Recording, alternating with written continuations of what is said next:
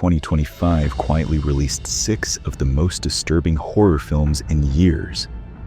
You probably missed all of them.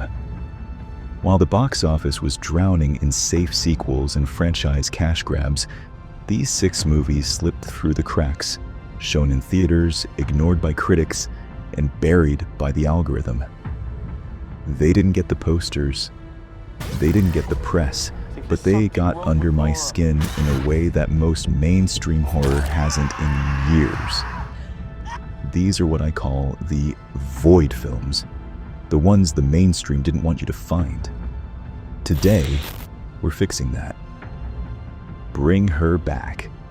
In 2026, we're seeing a lot of loud, jump scare, heavy possession films.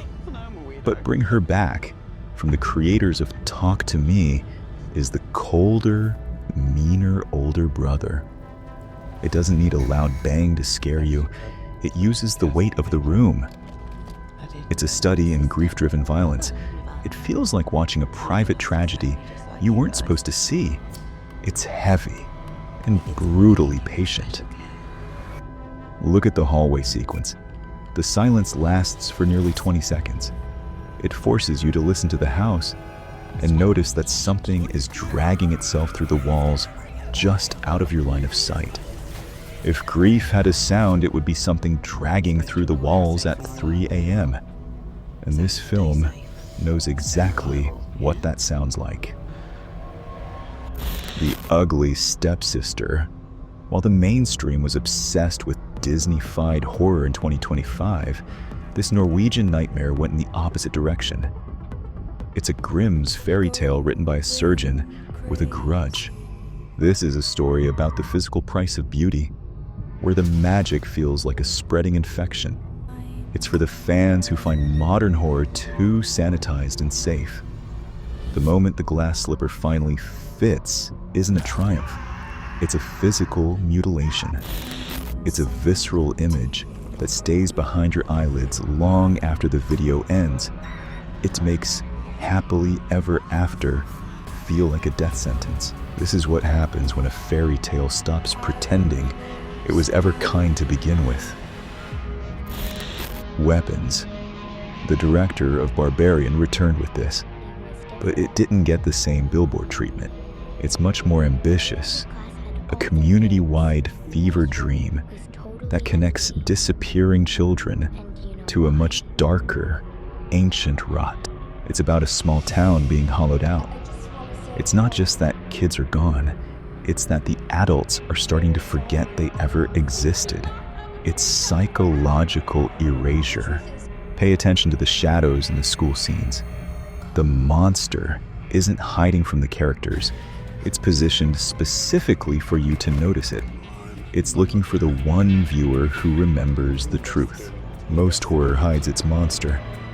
This one points it directly at you and dares you to look away. Together.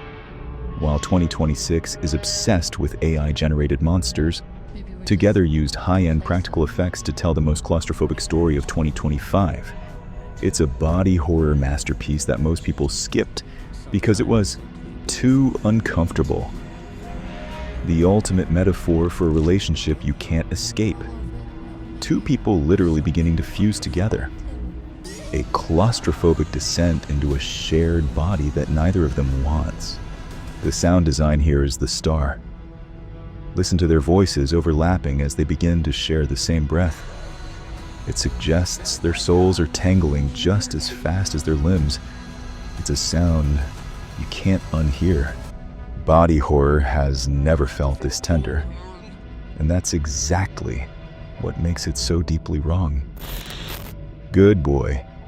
In a year full of killer doll movies, Good Boy did something much more uncanny. It took the thing we trust most, our pets, and turned it into a domestic breach. It's about looking at a loyal companion and realizing there's a human intelligence, or something much colder, looking back at you. It shatters the safety of the home.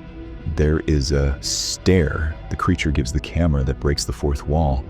It isn't looking at the actors, it's looking at you. It's checking to see if you've actually locked your doors before you started this video. This is the rare horror film that doesn't just frighten you. It makes you feel like you were already being watched before you pressed play. Presence. Soderbergh threw out the rulebook for the ghost story. Most 2026 hauntings are about what the family sees. This film is about what the ghost sees. You are the entity. The film forces you into the perspective of something that shouldn't exist, watching a family from their own ceiling. You aren't watching a haunting.